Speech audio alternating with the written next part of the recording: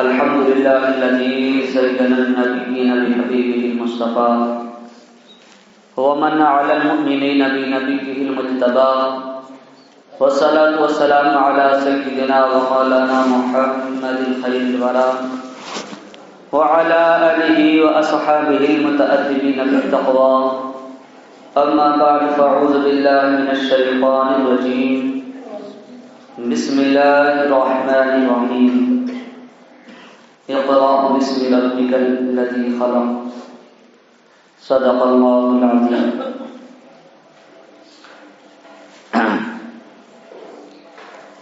نبی کا ذکر کروں تو زبان خوشبو دے، جہاں ہو ذکر نبی ہو نہ مکان خوشبو دے. نبی کا ذکر کروں تو زبان خوشبو دے، جہاں ہو ذکر نبی ہو مکان خوشبو دے. بکھیر دیں جو فضاؤں میں اپنی زلفوں کو، زمین جھوم اٹھے آسمان خوشبو دے. آئیے حضرات بارگاہ رسول اور آل رسول میں جی لگا کر درود پاک کا نذرانہ پیش کریں. پڑھیں بابا کے بلند اللہم صل علی سیدنا و مولانا محمد وبارک وسلم بعزت کل شیء معلوم لک ربی ارینی بجمالک وسلم یا رسول اللہ صلی اللہ علیہ وسلم. خطبہ مسنونہ کے بعد قرآن مجید و فرقان حمید کی جو آیت مقدسہ کو موضوع سخن بنایا ہے، اس کے ضمن میں کچھ عرض و معروض کرنے سے قبل نعت پاک کے چند اشعار گوش گزار ہیں، محبتوں کے ساتھ میں سماعت کریں. جو حضرات باہر بیٹھے ہوئے ہیں سنتیں پڑھ رہی ہیں تو برائے کرم اندر آ جائیں، کیونکہ جو جمعے میں جتنی صفوں میں آگے بیٹھے گا اتنا ہی ثواب پائے گا. لہذا پیچھے ہٹنے کی کوشش نہ کریں، آگے آگے بڑھنے کی کوشش کریں. جو حضرات سنتیں پڑھ چکے ہیں برائے کرم دھوپ سے بچیں اور اندر آ جائیں، کیونکہ اندر بیٹھنے سے زیادہ ثواب ملے گا. ایک بار اور جی لگا کر درود پاک پڑھیں. اللہم صل علی سیدنا و مولانا محمد وبارک وسلم. صلاۃ و سلام علیک یا رسول اللہ یا رسول اللہ صلی اللہ علیہ وسلم. نعت پاک سے پہلے دو شعر قطع کے ملاحظہ کریں. جی لگا کر کہیں یا رسول اللہ. دوزخ میں تو کیا میرا سایہ نہ جائے گا، میرا سایہ نہ جائے گا. دوزخ میں تو کیا میرا سایہ نہ جائے گا، میرا سایہ نہ جائے گا. دوزخ میں تو کیا میرا سایہ نہ جائے گا، دوزخ میں تو کیا میرا سایہ نہ جائے گا. کیونکہ رسول پاک سے دیکھا نہ جائے گا، کیونکہ رسول پاک سے دیکھا نہ جائے گا، دیکھا نہ جائے گا.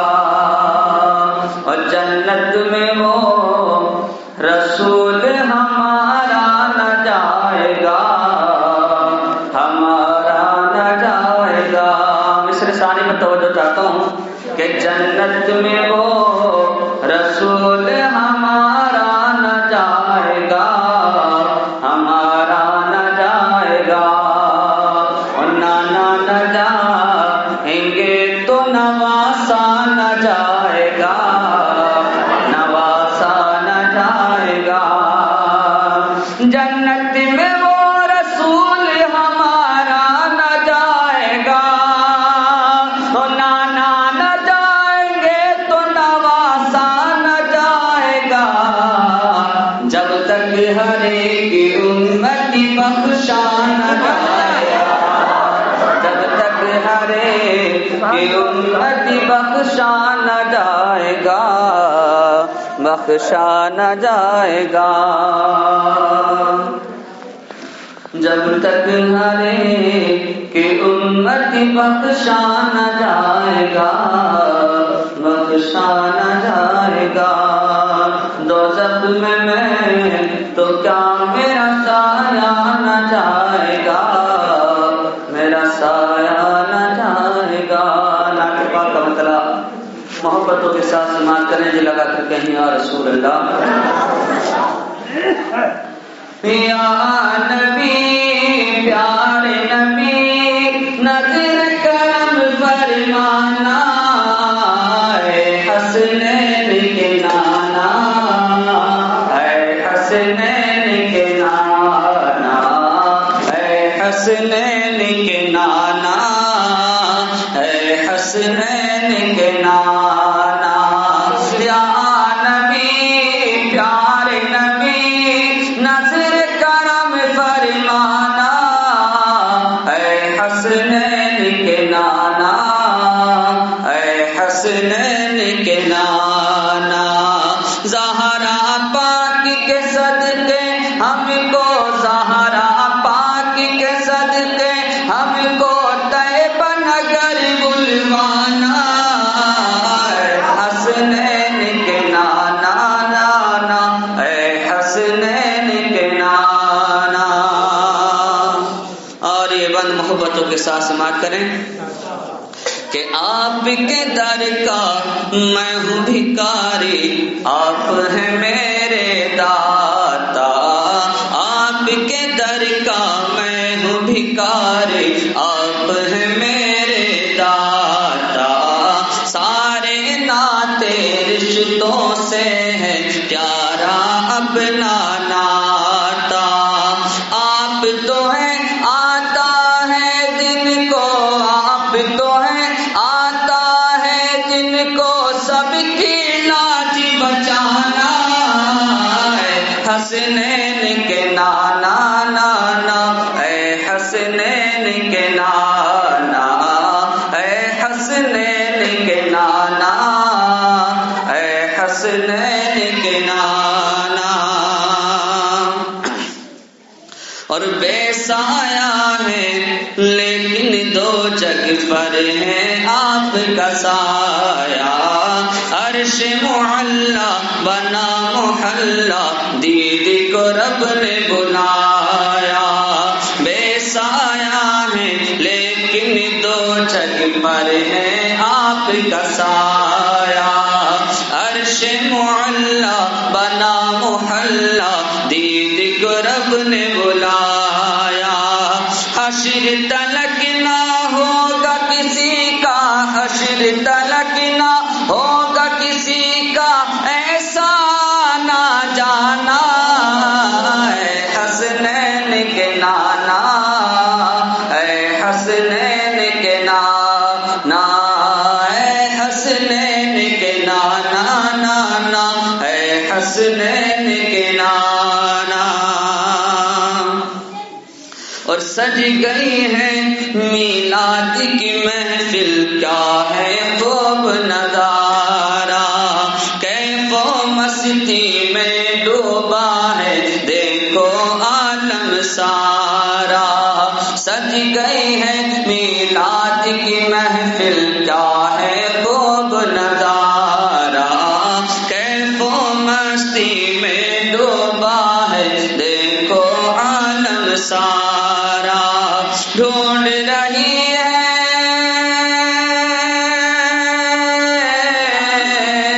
ڈھونڈ رہی ہے آپ کی رحمت، ڈھونڈ رہی ہے آپ کی رحمت، بخشش کا بہانہ، اے حسنین کے نانا، اے حسنین کے نانا، اے حسنین کے نانا، اے حسنین کے نانا۔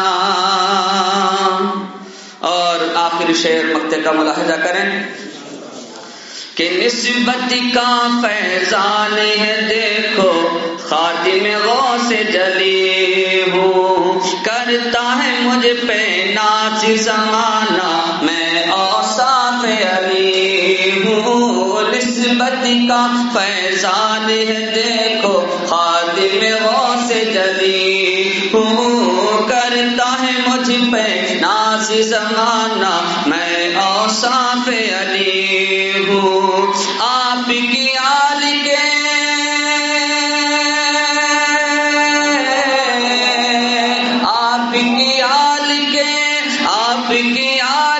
در کا سگ ہوں آپ کی آل کے در کا سگ ہوں سائل ہوں میں پرانا اے حسنین کے نانا اے حسنین کے نانا اے حسنین کے نانا اے حسنین کے نانا زہرا پاکی کے صدقے ہم کو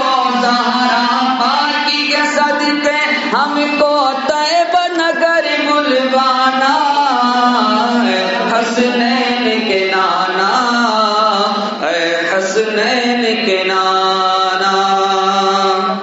درود پاک پڑھیں. اللہم صل علی سیدنا و مولانا محمد وعلی آل سیدنا و مولانا محمد وبارک وسلم.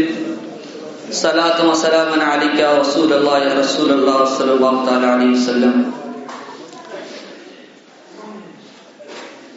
میں نے خطبہ مسنونہ کے بعد قرآن مجید و فرقان حمید کی جو آیت مقدسہ تلاوت کرنے کا شرف حاصل کیا. یہ وہ آیت مقدسہ ہے کہ جو ہمارے نبی ہم سب کے نبی جناب محمد رسول اللہ صلی اللہ علیہ وسلم پر سب سے پہلے نازل ہوئی. اقرأ بسم ربک الذی خلق.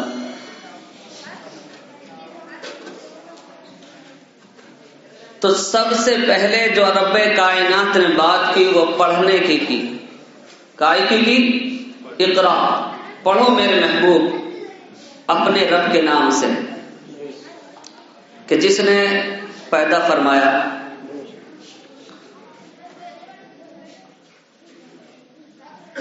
تو سب سے پہلے جو بات ہے وہ پڑھنے کی ہے.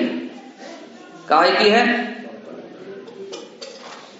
اللہ رب العزت نے سب سے پہلے جو تعلیم فرمائی ہے وہ پڑھنے کی، یعنی کہ علم حاصل کرنے کی.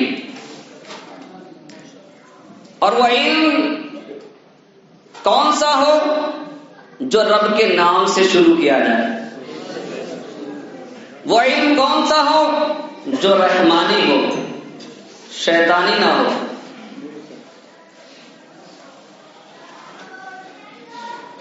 تو آج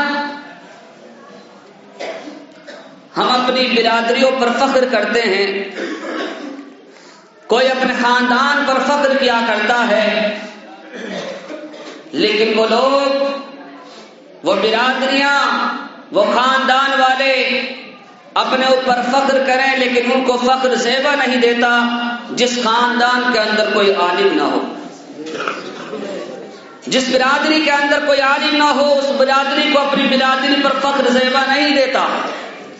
جس خاندان کے اندر عالم نہ ہو اس خاندان کو اپنے اوپر فخر کرنا زیبا نہیں دیتا. کیوں کہ ہمارے تمہارے نبی جناب محمد رسول اللہ صلی اللہ علیہ وسلم ارشاد فرماتے ہیں میرے امتیوں 4 میں سے بننا. کیا فرمایا؟ 4 میں سے بننا، 5 میں سے مت بننا. اگر 5 میں سے بنو گے تو ہلاک ہو جاؤ. سب سے پہلے جو ہمارے تمہارے نبی نے بات کی وہ فرمایا ہو سکے تو عالم بننا، میری شریعت کا عالم بننا. سب سے پہلی بات جو حضور نے فرمائی وہ کیا فرمایا؟ ہو سکے تو میری شریعت کا عالم بننا. آج ہم اپنے جنازے کی صف بندی ہو گئی تو وہی کمشنر اسی کا بیٹا کہ جو اپنے بیٹے پر فخر کیا کرتا تھا اس کا جنازہ سامنے رکھا ہوا ہے. کمشنر اس کی جنازے کی صف میں کھڑا ہوا ہے، جیب سے رومال نکلتا ہے اور سامنے بچھانے لگتا ہے. اللہ اکبر. وہ جیب سے رومال نکالا، اس نے سامنے زمین پر بچھایا. پاس میں ایک عالم صاحب کھڑے تھے، کہنے لگے کمشنر صاحب یہ رومال کس لیے بچھایا ہے؟ تو کہتا ہے کہ میں نے اس لیے بچھایا ہے اگر سجدہ کروں گا تو زمین زمین سے جو مٹی ہے میرے ماتھے پر لگے گی میرا ماتھا گندا ہو جائے گا۔ فرمایا ارے سچ افسوس ہے کمشنر آپ کے اوپر کہ آپ کے بیٹے آپ کے باپ نے آپ کو کمشنر تو بنایا لیکن آپ کو اتنا بھی نہیں سکھایا کہ نماز جنازہ میں سجدہ ہوا ہی نہیں کرتا ہے۔ اللہ اکبر۔ تو ذرا سوچیں کہ اس کو کمشنر تو بنا دیا لیکن اس کو نماز جنازہ کا طریقہ بھی نہیں بتا سکتا کہ نماز جنازہ میں سجدہ ہوا ہی نہیں کرتا ہے۔ اور آج دیکھیں کہ لوگوں کے جنازے ہوتے ہیں، کسی کے باپ کا انتقال ہو جایا کرتا ہے تو کوئی کسی کام میں لگ جایا کرتا ہے، کوئی کھانے دانے میں لگ جایا کرتا ہے، کوئی مہمان نوازی میں لگ جایا کرتا ہے، لیکن جو ماں باپ کے دنیا سے جانے کے بعد میں اس کے اوپر سب سے پہلا جو حق ہوا کرتا ہے اس حق کو فراموش کر دیا کرتے ہیں، اس حق کو بھلا دیا کرتے ہیں۔ افسوس ہے ایسے لوگوں پر کہ جو ماں باپ کی دنیا سے جانے کے بعد میں ان کی نماز جنازہ تک نہیں پڑھا سکتے۔ نماز جنازہ پڑھانے کی بات درکنار ہے، وہ خود نماز جنازہ میں بہت سے ایسے لوگ ہیں جو ماں باپ کی نماز جنازہ میں شریک تک نہیں ہوتے۔ یہ میں نہیں، آپ نے خود بھی دیکھا ہوگا، اس بات کو ملاحظہ کیا ہوگا۔ تو یاد رکھیں ماں باپ کی دنیا سے جانے کے بعد میں بھی انسان کو اوپر 5 حق رہ جایا کرتے۔ کتنے حق ہیں؟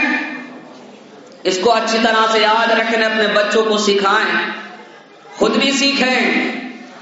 یہ جمعہ کا جو اہتمام کیا جاتا ہے کہ ہمارے تمہارے نبی جناب محمد رسول اللہ صلی اللہ علیہ وسلم نے جمعے کو جو انعقاد فرمایا، یہ جمعے کا جو اہتمام فرمایا، اس کا اصل مقصد یہی تھا کہ ہم اپنا دین سیکھیں۔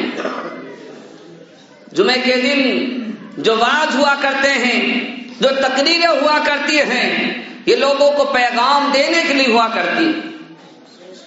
میں ایک مثال سے آپ کو ایک واقعہ سناتا چلوں۔ ایک بزرگ چوک پر بیٹھے ہوئے تھے، کوئی گاڑی سے گزر رہا تھا، کوئی سائیکل سے گزر رہا تھا، کوئی موٹر سائیکل سے گزر رہا تھا۔ بڑے بڑے امیر زادے امیر زادیاں گزر رہے تھے، آذان ہو رہی تھی، نہ تو کسی کو خدا یاد نہ رسول یاد، اور وہ بزرگ چوک پر بیٹھے ہوئے پکار کر رہے تھے، گریوزاری کر رہے تھے، زار و قدار رو رہے تھے۔ کسی نے پاس میں آ کر پوچھا اے بزرگ کیوں رو رہے ہیں؟ ساری دنیا خوش ہے، سب لوگ عیش و عشرت کر رہے ہیں، کوئی گاڑی پر گھوم رہا ہے، کوئی موٹر سائیکل پر گھوم رہا ہے، آپ ہیں کہ رو رہے ہیں؟ تو آپ کی چیخ نکل جاتی ہے اور کہتے ہیں کہ میں رو اس لیے رہا ہوں کہ اللہ تعالیٰ معاف کرنا چاہتا ہے لیکن بندے معافی مانگنا نہیں چاہتے۔ اس کی رحمت توجہ کر رہی ہے، آسمان سے اس کی رحمت توجہ کر رہی ہے زمین والوں کی طرف۔ اے زمین والوں ہوش میں آ جاؤ، ابھی بھی وقت ہے، سانسیں چل رہی ہیں، ابھی موت کا فرشتہ نہیں آیا ہے، ابھی سانسوں کی ڈور ٹوٹ ہی رہی ہے۔ یاد رکھو ایک بھی وقت کی مہلت نہیں ملے گی، ایک سیکنڈ ایک لمحے کی بھی تمہیں فرصت نہیں ملے گی، پھر پچھتاؤ گے، پھر بعد میں پچھتانا کیا گا؟ کیونکہ آج لے ان کی پناہ آج مدد مانگ ان سے، آج لے ان کی پناہ آج مدد مانگ ان سے، پھر نہ مانیں گے قیامت میں اگر مان گیا۔ تو وہ بزرگ کہہ رہے تھے کہ میں رو اس لیے رہا ہوں کہ اللہ معاف کرنا چاہتا ہے لیکن اس کے بندے معافی مانگنا نہیں چاہتے۔ پھر 2-4 دن گزرے، اسی بزرگ کو کسی شخص نے قبرستان میں بیٹھا ہوا دیکھا، درمیان میں بیٹھا تھا، زار و قطار رو رہا تھا، گریہ وزاری کر رہا تھا، چیخ رہا تھا، چلا رہا تھا۔ کسی نے پوچھا کیا عجیب بزرگ ہیں، بزرگوار کیا وجہ ہے، کیا مطلب کہ آپ آبادی میں ہو تب بھی روتے ہیں اور ویرانے میں ہیں تب بھی رو رہے ہیں، قبرستان میں ہیں تب بھی رو رہے ہیں؟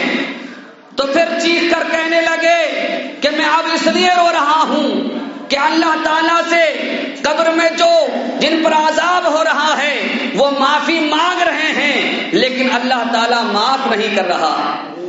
ان کے جسموں کو آگ لگی ہے، اب بچھو ڈس رہے ہیں، ان کو سانپ ڈس رہے ہیں، بچھو کاٹ رہے ہیں، جسموں کو آگ لگی ہے، وہ کہہ رہے ہیں اللہ تعالیٰ ہمیں معاف کر دے۔ اللہ فرماتا ہے کہ میرے بندو اب تمہیں معافی ملنے والی نہیں ہے، کیونکہ ہم نے تمہارے لیے مسجدیں بنوائی اور مسجدوں پر ممبر سجائے اور وہاں سے اپنے خطیبوں کو اپنے بندوں کو یہ اعلان حق تمہارے کانوں تک پہنچایا کہ لوگوں مرنے سے پہلے جاگ جاؤ، مرنے سے پہلے قبر کی تیاری کر لو، لیکن تم ڈر سے مچنا ہوئے، تم نے ادھر سے سنی ادھر سے نکال دی۔ اب وہ وقت نکل گیا، اب رونا ہی رونا رہ گیا، اب رونا ہی رونا ہے۔ تو لہذا ہر وقت قبر کو یاد رکھو، ہر وقت قبر سامنے ہونے چاہیے۔ مسجد میں اس بات کا بالخصوص خیال رکھا کریں کہ موبائل کو یا تو سائلنٹ کر لیا کر لیں گے، سوئچ آف کر لیا کریں تاکہ اس کی وجہ سے دوسرے لوگوں کو تکلیف نہ پہنچے، دوسرے لوگ ڈسٹرب نہ ہوں۔ درود پاک پڑھیں، اللہم صلی علی سیدنا و مولانا محمد وبارک وسلم، صلاۃ و سلام علیک یا رسول اللہ یا رسول اللہ صلی اللہ تعالی علیہ وسلم۔ تو حضور صلی اللہ علیہ وسلم جو ارشاد فرماتے ہیں کہ لوگوں، آقا نے فرمایا سب سے پہلی جو بات ہو سکے تو عالم بننا۔ کیا فرمایا؟ ہو سکے تو عالم بننا۔ ہر کسی کے بس کی بات نہیں جو عالم بن سکے، ہر کوئی پڑھ بھی نہیں سکتا، ہر کسی کا ایسا دماغ بھی نہیں ہے، ایسا ذہن بھی نہیں ہے کہ جو علم حاصل کر سکے اور اس کو محفوظ رکھ سکے۔ تو فرمایا اگر عالم نہ بن سکو تو فرمایا او متعلما، تو پھر طالب علم بننا، یعنی علم سیکھنے والے بننا۔ کسی کے سامنے، کسی اساتذہ کے سامنے دانو ادب بچھانا، ان کا تلمیذ بننا، ان کا شاگرد بننا، ان سے علم سیکھنا۔ دیکھیں آج کتنے لوگ ہیں جو اپنے بچوں کو دین کا علم سکھا رہے ہیں، قرآن کا پیغام سکھا رہے ہیں، کتنے لوگ ہیں جو حدیث و قرآن سکھا رہے ہیں۔ بہت کم ہیں وہ لوگ جو اپنے بچوں کو دین سے وابستہ رکھ رہے ہیں، وگرنہ دیکھیں کہ بہت سے ایسے لوگ بھی ہوتے ہیں جو کرکٹ کے خاطر، میچ کی خاطر جمعے کی نماز تک چھوڑ دیا کرتے ہیں۔ ابھی ہندوستان پاکستان کا میچ شروع ہو جائے اور جمعے کے وقت میں میچ آ جائے تو بہت سے ایسے ہمارے نوجوان ہوں گے کہ جو اس میچ کی خاطر جمعے کو چھوڑ دیں۔ اللہ رحم فرمائے اس قوم پر، عقل سلیم عطا فرمائے ہمارے نوجوانوں کو کہ ہم نے اپنے اسلاف کے کردار کو بھلا دیا۔ ہمارے اسلاف کا طریقہ کیا تھا؟ ہمارے نبی صلی اللہ علیہ وسلم کے جوانوں کا کیا حال تھا؟ تاریخ میں آتا ہے کہ ایک جوان، حضور کا ایک جوان، وہ کافروں کے قید میں کسی طرح سے گرفتار ہو گیا۔ اس نے کافر کے کئی بندے قتل کیے تھے، لیکن کسی وجہ سے وہ گرفتار ہو گئے تو لوگوں نے ان کو ایسی سزا دینی چاہیے کہ جو عبرتناک ہو اور بہت ہی وحشتناک ہو، بہت ہی دردناک ان کو سزا دینی چاہیے۔ کسی نے کچھ تجویز پیش کی، کسی نے کچھ مشورہ دیا، آخر میں یہ طے پایا کہ ایک جنگل سے بھوکا شیر لایا جائے اور اس کو 3 دن یا 4 دن اس کو بھوکا رکھا جائے اور پھر اس نوجوان کے کمرے میں چھوڑا جائے، پھر دیکھیں کہ زندہ آدمی کی بوٹیاں شیر کس طرح سے نوچتا ہے۔ تو اس تجویز کو جب پیش کیا گیا، شیر لایا گیا، بھوکا رکھا گیا اور اس نوجوان کے کمرے میں جب چھوڑا گیا، تاریخ شاہد ہے، تاریخ بتاتی ہے کہ حضور کا وہ نوجوان کہ دشمن کے ملک میں ہے، کالی کوٹری میں بند ہے، دشمن کا پہرا، دشمن کا ملک ہے، موت سر پر منڈرا رہی ہے، لیکن جب اس کے کمرے میں شعر چھوڑا جاتا ہے، وہ حضور کا نوجوان کہ اپنی جان کی فکر میں نہیں ہوتا ہے بلکہ اپنا سر رب کی بارگاہ میں جھکا دیا کرتا ہے، وہ نماز میں ہوتا ہے، وہ نماز پڑھا کرتا ہے، رب کائنات کی بارگاہ میں اپنی پیشانی کو رکھ دیا کرتا ہے۔ تو شیر کو جیسے ہی اس کمرے میں چھوڑا گیا، کافر تماشا دیکھ رہے تھے، تماشا ہی دیکھتے ہیں، وہ دیکھتے ہیں تو دیکھتے کیا ہیں کہ شیر نے بجائے اس جوان پر حملہ کرتا اس کے قدموں کے پاس میں بیٹھ جاتا ہے اور اس کے تلوے چاٹنے لگ جاتا ہے، اس کے تلوے چاٹا کرتا ہے۔ تو اس نوجوان نے جلدی نماز کو ختم کیا، سلام پھیرا تو اپنے تلووں کو دیکھا تو رونے لگا۔ اب کافر ہنسی مذاق کرنے لگے، ٹھٹے مارنے لگے کہ موت کو سر پر دیکھا، موت سے ڈر کر رونے لگا۔ تو فرمایا اور کافروں سنو، اللہ کی عزت کی قسم، غلامان محمد جان دینے سے نہیں ڈرتے، یہ سر کٹ جائے یا رہ جائے کچھ پرواہ نہیں کرتے۔ تو کہا پھر روتا کیوں ہے؟ تو فرمایا مجھے شریعت کا یہ مسئلہ معلوم نہیں ہے کہ شیر کا تھوک پاک ہوتا ہے یا ناپاک ہوتا ہے، اگر اس کا تھوک ناپاک ہے تو میری نماز ہوئی ہے کہ نہیں ہوئی ہے، مجھے یہ مسئلہ معلوم نہیں ہے، میں اس لیے رو رہا ہوں کہ میری نماز ہوئی بھی ہے یا نہیں ہوئی۔ اللہ اکبر۔ تو ہمارے نوجوان، ہمارے سرکار صالحین کا، ہمارے اسلام کا یہ کردار تھا کہ وہ اس لیے روا کرتے تھے کہ ان کو شریعت کا اگر کوئی مسئلہ معلوم نہیں ہوتا اس کے لیے روتے تھے۔ پر آج ہے کہ ہم دولت کے لیے رو رہے ہیں، کوئی شہرت کے لیے رو رہا ہے۔ تو لوگوں ایک دوسرے کی اور مت کرو، ایک دوسرے سے آگے بڑھنے کی کوشش مت کرو، بلکہ اگر بڑھنا ہے تو دین میں آگے بڑھنے کی کوشش کرو، بڑھنا ہے تو نمازوں میں آگے بڑھنے کی کوشش کرو، صدقہ و خیرات میں آگے بڑھنے کی کوشش کرو۔ اور آپ دیکھیں کہ ہمارے نوجوان کو دیکھا جاتا ہے بہت سے لوگوں کو کہ جو آگے بڑھنے کی تو کوشش کی، درکنار دھوپ کی خاطر ذرا ٹھنڈ میں دھوپ نکل جاتی تو باہر ہی بیٹھ جاتے ہیں۔ حالانکہ بتایا جاتا ہے کہ آگے صف میں بیٹھنا ایک اونٹ کی قربانی کرنے کا ثواب ہے۔ اسی طرح سے پھر درجہ بدرجہ کم ہوتا چلا جاتا ہے، جو جتنا پیچھے ہٹتا چلا جاتا ہے اس کا اتنا ہی ثواب کم ہوتا چلا جاتا ہے۔ اللہ تعالیٰ ہم سب کو دین کی سمجھ عطا فرمائے۔ میرے کہنے میں آپ کے سر میں جو غلطی والا اپنے حبیب کے صدقے معاف فرمائے۔